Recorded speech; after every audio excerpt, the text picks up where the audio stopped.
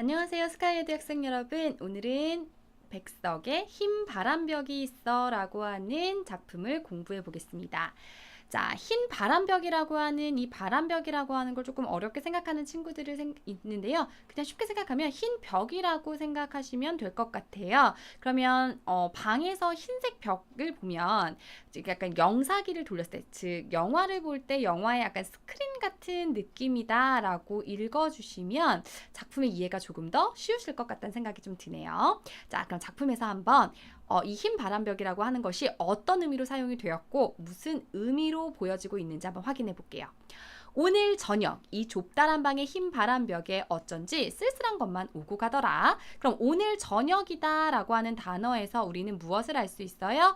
시간적인 배경 하나 읽을 수 있고요. 좁다란 방이야 라고 하는 것에서 공간적인 배경까지도 읽을 수 있어요. 그럼 시적 화자님, 저녁 시간에 좁은 방에 흰 바람벽을 보면서, 즉 그러니까 좁은 공간이니까 흰 벽을 보면서 뭔가 생각에 잠겨 있는 것 같아요. 그랬더니 뭔가를 생각해 봤더니 아마도 얘 머릿속에 스치는 여러 영상들이 있겠죠.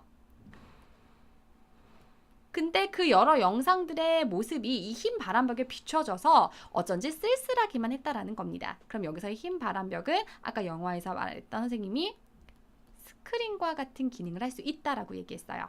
이 흰 바람벽에 그러면 어떻게 나의 여러 가지 떠오르는 영상이 비추어지고 있는 이 흰 바람벽에 희미한 15촉 전등이 지치운 불빛을 내어 던지고, 여기서 뭐요? 지쳤대요. 불빛이 지쳤대요. 뭔가 피곤한 것 같아. 때글은 다 낡은 무명의 샤츠가, 그러면 무명의 샤츠가 때에 절었대요. 그러면 밝은, 여기서 말하는 15촉이라고 하는 건 전등의 어떤 밝기를 얘기하는 건데 15촉이라는 건 그렇게 밝은 빛이 아니라는 거야. 연약한 불빛. 그리고 셔츠도 새 옷이 아니야. 낡았어. 그럼 벌써 우리가 여기서 읽어낼 수 있는 건 화자의 삶이 그렇게 좋은 삶이 아니라는 거죠. 조금 궁핍하고 가난한 화자의 삶의 모습이 보인다는 거예요. 어두운 그림자를 쉬고, 그러면 화자가 좀 쓸쓸한가 봅니다. 내면의 세계 자체가. 그리고 생각했다는 거죠. 따끈한 감주나 먹었으면 좋겠다. 여기서 말하는 감주는 밥알이 동동 뜬 뭐 음료 이런 건데 여기서 식혜 정도 생각하면 되겠죠. 먹고 싶다 생각하는 나의 여러 가지 어떤 외로운 생각들이 이런 흰 바람벽에 비춰졌어 라는 얘기인 거죠. 그럼 외로워라고 얘기했으니까 자신의 감정에 대해서 직접적으로 표출되어 있구나. 그런데, 자, 그럼 뭐야? 그런데라고 한 접속을 잘 봐야겠죠. 뭔가 전환이 일어났어요. 이것은 또 어떤 일이지? 이 흰 바람벽에 내 가난한 늙은 어머니가 나타나는 것이 아니냐? 그러면 이 흰 벽의 스크린에 내가 보고 싶었던 우리 어머니의 모습이 그려졌다는 거야. 내 가난한 늙은 어머니가 이렇게 시퍼러둥둥하니 추운 날인데, 자, 그럼 요 구절 조심할까요? 시퍼러둥둥하니 춥대요. 그럼 춥다라고 하는 건 어떤 촉각적인 이미지를 시퍼러둥둥하다 어떻게 해요? 시각적으로 표현했잖아요. 그러니까 우리가 얘를 공감각적 심상이 쓰였다라고 볼 수 있다라는 거죠. 타들찬물에 손을 담그고 무며 배추며 씻고 있다. 그럼 엄마의 삶이 매우 어땠을까요? 가난했고요. 힘든 삶을 살고 계시는 우리 어머님의 모습이구나 라고 읽으실 수 있다라는 거예요. 또 내가 사랑하는 사람도 그곳에 있더라고. 그러면 여기서 말하는 늙은 어머니는 지금 현재 없으니까 부재하는 지금 내 옆에 계시는 게 아니니까 부재하는 대상. 내가 사랑하는 사람이 있었대. 그럼 얘가 그리워하는 또 다른 흰바람벽에 비친 모습이니까 역시 이 사람도 내가 부재하는 대상이라고 읽을 수 있다라는 거죠. 내가 사랑하는 이 어여쁜 사람, 내가 좋아했던 그 사람이 어느 먼 앞대 조용한 개폭가에, 그러면 남쪽에 조용한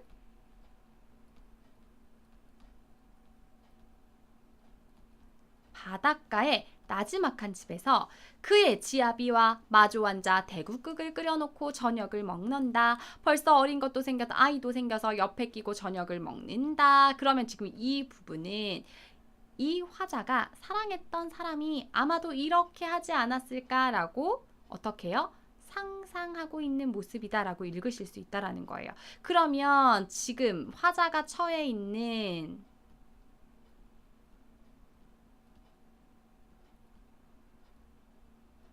외로움의 정서와 좀 대조된다라고 보실 수 있다라는 거죠. 이 흰 바람벽에 내 쓸쓸한 얼굴을 쳐다보면서, 그러면 내가 이 바람벽을 보면서 내가 그리웠던 우리 어머니와 나의 사랑했던 사람들을 떠올려 보다가 이제 나의 얼굴을 쳐다보며, 그럼 이제 어떻게 나의 자신을 바라보니까 글자들이 하나둘 지나가기 시작했다라는 겁니다. 나는 이 세상에서 가난하고 외롭고 높고 쓸쓸하게끔 태어났대요. 그러면 얘가 생각했다라는 거지. 내가 보고 싶었던 그리웠던 대상들을 떠올리다가 이제 나의 내면의 세계에 조금 더 집중하기 시작했다는 거야. 가난, 그 나의 외로움, 그 다음에 쓸쓸함, 내가 태어나기를 이렇게 태어났나 봐. 그렇다면 결국 얘는 운명의 태도로서 자신의 운명을 뭐 하는 거야? 받아들여. 그리고 이 세상을 살아가는데 내 가슴은 너무도 많은 뜨거운 것으로, 호젓한 것으로, 그럼 호젓하다라고 하는 건 어떻게? 외로움으로, 쓸쓸함으로, 그리고 사랑으로, 슬픔으로 가득 찼더라고. 그리고 이번에는 나를 위로하듯, 나를 울력하듯 눈질을 하며 주먹질을 하며 이런 글자들이 지나가더라. 그럼 처음에 나는 그래, 어쩔 수 없지. 가난과 외로움, 쓸쓸함이라는 글자들이 내 앞을 지나가다가 이제 어떻게 내가 다시 한번 생각해 보니까 이런 생각으로 다시 변환되었다라는 거야. 하늘은 이 세상을 만들 때 신은 가장 사랑하고 귀하게 여기는 것들을 가난하고 외롭고 높고 쓸쓸하게 만들었다라는 거야. 그래서 언제나 넘치는 사랑과 슬픔 속에 살도록 만드셨지. 그러면 결국 이 구절에서 화자는 깨달았다라는 거야. 느꼈다라는 거야. 무엇을? 그래, 내가 지금 가난하고 힘겹고 외롭지만 그걸 어떻게? 나 받아들일 거야. 그럼 결국 이 말은 내가 무엇의 의지를 놓지 않겠다는 거야. 삶의 의지를 놓지 않고 열심히 살아가겠다라는 거죠. 초생달과 바구지꽃과 짝새, 당나귀가 그러하다. 그럼 여기서 말하는 바구지꽃이라고 하는 거는 밭꽃을 얘기한대요.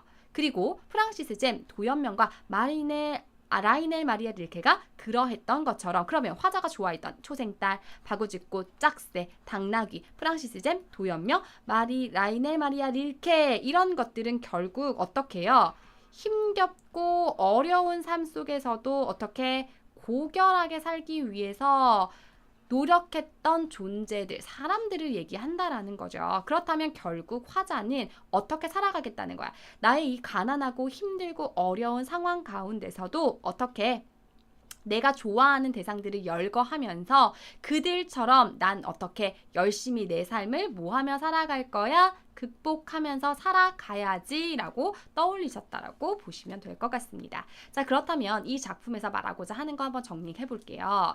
자유시고 서정시 맞고요. 얘는 회고하고 있어요, 과거를. 그리고 의지를 가지고 있다. 결국 얘의 주제는 고단한 삶 안에서 고결함을 잃지 않으려고 하는 삶의 자세가 등장했고요. 화자의 내면 풍경과 삶에 대한 성찰의 자세가 형상화되어 있고, 감각적 이미지, 아까 얘기했었죠. 공간과적 심상이 있었어요. 화자의 정서가 구체적으로 제시되어 있더라.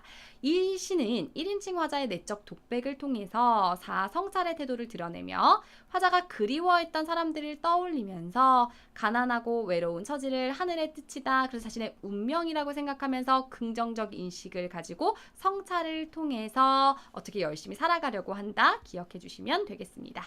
자, 그럼 우리 OX 문제로요, 마지막으로 확인할게요.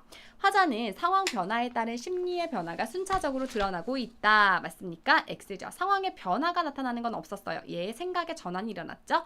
리듬감을 형성하기 위해서 특정한 어미와 조사의 반복이 나타나고 있다. 독백을 통해 내면을 표현하고 있다. 맞고요. 감각적 이미지 있었고요. 시간의 흐름에 따라서 전개되고 있더라. 저녁에 지나서 얘기하고 있어. 흰 바락은 자신의 의지를 강하게 만드는 존재다. X죠. 어떻게 나의 어떻게 스크린과 같은 역할을 한다라고 했으니까. 지나가는 글자를 통해 내면의 인식과 운명의 수용 이루어졌고요. 삶의 본질에 대한 깨달음을 나타내는 시라고 볼 수 있다. 그렇지. 결국 자신에게 주어져 있는 운명을 받아들이면서 겸허히 살아가야지. 그렇다면 여기서 나타나는 흰 바람벽의 기능을 서술을 한번 해보자. 그 흰 바람벽이라고 하는 것의 기능은 내면을 비추고 있다. 내면을 비추고 자신의 삶을 뭐하고 있다? 성찰하고 있는 기능을 한다. 기억하셔야겠죠? 화자와 같이 외롭고 쓸쓸한 삶을 살았던 아까 시인들 3명 있었지요. 도연명, 프랑시스 잼, 그 다음에 라이널 마리아 릴케. 시퍼러둥둥하니 추운 날, 아까 얘기했었습니다. 무엇을요? 촉각적인 것을 시각적으로 표현했다라고 얘기했었으니까 여기서는 뭐가 쓰였다? 공감각적 심상이 사용됐지요 라고 읽어주시면 되겠습니다. 오늘 배웠던 시도 생각보다 길이가 굉장히 길었어요. 그래서 친구들이 느끼기에 너무 길어, 나 이해하기 어려워 라고 느끼실 수 있는데 처음부터 끝까지 읽어보시면서 이 흰 바람벽이라고 하는 것에서 내가 떠올렸었던 대상들의 특성들을 하나씩 생각하시면서 화자가 어떠한 감정의 변화를 겪고 있는지에 초점을 맞추신다면 조금 더 쉽게 이해하실 수 있을 거라고 생각합니다. 다음 시간에는 또 새로운 작품으로 여러분과 다시 한번 만나도록 하겠습니다. 오늘도 수고하셨습니다, 여러분.